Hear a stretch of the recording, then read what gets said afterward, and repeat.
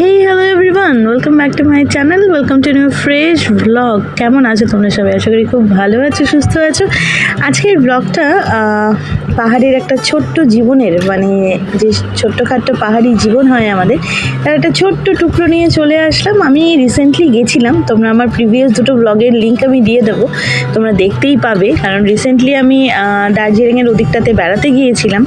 তো সেখানে বেড়াতে গিয়ে যেখানে ছিলাম, সেখানের যে 3-4 দিন ছিলাম, তো সেখানকার যেটা মানে একদম নর্মাল যে ডেলি লাইফটা ছিল, তার কিছু টুকরো, কিছু খাওয়া দাওয়া, কিছু জীবনযাপন, সেটা নিয়ে চলে আসলাম তোমাদের সাথে। ঘুম থেকে উঠেই একটু দার্জিলিং ডিস্ট্রিক্টে যখন আছে, তো দার্জিলিং টি দিয়ে চাটা শুরু না করলেই নয়। সেখানে সেই চাটা দিয়ে শুরু করে আমি কতটা ক্যাপচার করতে পেরেছি প্রফেশনালি জানি না, তবে দেখানোর চেষ্টা করছি তোমাদের সাথে। দেখো, যেখানে ছিলাম সেখানে সামনেই চা, তার সামনে ফুল, তার সামনে এরকম ঘুম থেকে চোখ খুলেই এরকম সুন্দর একটা পাহাড়ের উপত্যকা, মেঘ করে আছে, বৃষ্টি পড়ছে টিপটিপ। অদ্ভুত এক সে জীবন, অদ্ভুত সে এক পরিবেশ, যে পরিবেশটা একদম সাধারণ পরিবেশের থেকে একটু অন্যরকম। ব্রেকফাস্টে রুটি, অমলেট, একটা আলু ফুলকপির সাধারণ তরকারিটাও একদম একটা অন্য স্বাদের মাত্রা নিয়েছিল, জানো তো। সত্যি it's different, it really taste different. দুপুরবেলাতে একটু বেরিয়েছিলাম টিপটিপ করে, তখনও বৃষ্টি পড়ছে। এপ্রিল মাসের ওয়েদারটা বন্ধুরা, আমি যেটা দেখলাম, কখনো মেঘ কখনো বৃষ্টি, এটারই একটা খুব মজার খেলা চলতে থাকে সারা দিন ধরে। এই তো এখন বৃষ্টি, দেখা গেল কিছুক্ষণ পরেই বুঝি গনগন করবে রোদ, যেটা আরেকটা অন্য রূপ দেবে পাহাড়কে। সারাদিন যদি কাটাতে চাও, মানে এই সারাদিন ধরে, মানে এটা দেখলেও বুঝি সারাটা দিন সুন্দরভাবে কেটে বেরিয়ে যাবে, যে পাহাড়টা কেমন, মানে কোন সময় কেমন লাগছে। এটা খুব মজার একটা জিনিস।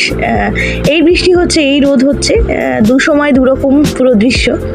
পাহাড়ি জীবনটা সাধারণ সমতলের জীবন থেকে আলাদা তো বটেই, সেটা প্রাকৃতিক বৈশিষ্ট্যের কারণেই বলো, আর মানে লোকজন হিসেবে তাদের কালচার, তাদের সব কিছুতেই। কিন্তু আকাশটা তো একটাই, কিন্তু পরিবেশটা যেন সম্পূর্ণ আলাদাভাবেই হয়। দুপুরের লাঞ্চে এখানে সবচেয়ে মজা হলো সাধারণ ভাত, ডাল, তরকারি, কাঁঠালের তরকারি, ডিমের অমলেট, এই তো ছিল। কিন্তু কোথায় যেন সব কিছুর স্বাদ বেশ অন্যরকম। ডালটা অন্যরকম ছিল, ডিমের অমলেটটা বোধহয় অন্যরকমই টেস্ট করছিল। এনিওয়ে, খাওয়া দাওয়া করে দেখো, একটা সময় ছোট্ট ক্লিপিংস তোমাদের জন্য নিয়ে রেখেছি। এরকম ধুপি গাছের মাঝখান দিয়ে হাতে যে ফুলটা দেখতে পাচ্ছ, সেই ফুলটা কিন্তু লিলি ফুল, যেটার একটা খুব অদ্ভুত সুন্দর গন্ধ আছে। এবং আমি ওটা মানে ঝোপঝাড় থেকে তুলেছি, কিন্তু আমি কিন্তু কোনো মানে কারোর বাড়ির যে কোনো রকম গার্ডেন থেকে আমি পিক করেছি তা নয়, ওটা একটা সম্পূর্ণ মানে ঝোপঝাড় থেকে তোলা। খুব মজা লাগছিল ছাতা নিয়ে এভাবে হাঁটতে, একটা অদ্ভুত পরিবেশ, যেটা হয়তো ছবিতে কতটা তোলা গেছে জানি না, তবুও তোমাদের জন্য ক্যামেরাবন্দি করেছি, নিজের জন্যও করেছি। তো একটু গন্ধটা দেখছিলাম। সত্যি বন্ধুরা, এরকম ফুল যদি তোমরা কখনো দেখো, একটা অদ্ভুত কিন্তু গন্ধ আছে ফুলটার। তো এই তো পাহাড়ি জীবন, পাহাড়ি জীবনে দেখতে পাচ্ছ মোমো, চাটনি আর স্যুপ, এইটা ছাড়া কি পাহাড় কমপ্লিট হয় বলো? দার্জিলিং জেলাতে আছি, তো সেখানে স্যুপ আর দার্জিলিং মোমো ট্রাই করবো না, সেটা কি করে হয়? হ্যাঁ, একদম কিন্তু ভেবো না যে এটা আমার সিঙ্গেল প্লেটের মোমো। চিকেন মোমো খাচ্ছিলাম, সাথে একটু ধনেপাতা টমেটোর চাটনি, সে এক অদ্ভুত কম্বিনেশন।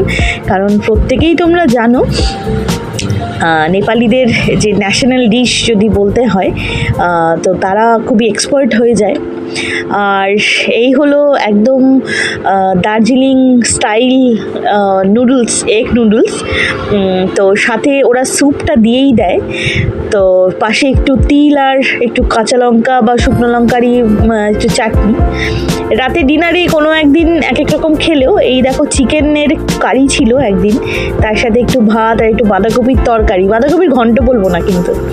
তো মজার জিনিস হচ্ছে বন্ধুরা, জানো তো, যে পাহাড়ের জীবনে এই দেখো আবার রোদ, তো সব রকমই ক্যাপচার করার চেষ্টা করেছি। রোদ একটা উঠেছে, এরকম একটা সকাল, সেটাও কেমন লাগে, আর বৃষ্টির সকালটাও কেমন লাগে। তো চারিদিকটার রূপটা দেখো আবার একদম অন্যরকম হয়ে যাচ্ছে। তো সবচেয়ে মজার কথা কি জানো তো বন্ধুরা, মানে পাহাড়ের রান্নাবান্না, পাহাড়ের খাবার, পাহাড়ের জীবনের যে যাপনটা করে আসলাম দিন সাতেকের জন্যে বা যে কটা দিনই হোক, তার কিছু কিছু টুকরো তোমাদের সামনে অ্যাকুমুলেট করে তুলে ধরার চেষ্টা করলাম। খাবারের টেস্টগুলো আমরা তো যেমনভাবে এখানে রান্না করি ওভাবে ওখানেও রান্না হয়তো করি, কিন্তু স্বাদগুলো যেন বড্ড অন্যরকম, বড্ড স্পেশাল হয়ে যায়। তো একটা ছোট্ট নেপালি ছেলে বারবার চলে আসছিল, ওকে জিজ্ঞেস করার চেষ্টা করছিলাম কি নাম তোমার, অবাক দৃষ্টে তাকিয়ে আছে, অবাক দৃষ্টে দেখছে কি করছি ক্যামেরা নিয়ে। মনে হলো তোমাদের জন্য একটু ক্যামেরাবন্দি করে নিই। খুব সুইট ছিল বাচ্চাটা, মাকে খুঁজছিল। এনিওয়ে হয়তো আশেপাশেই মা আছে, কারণ ওদের মারা ওদেরকে রেখে কাজে চলে যায়, ঠাকুমার কাছেই মানুষ হয় ম্যাক্সিমাম ওরা।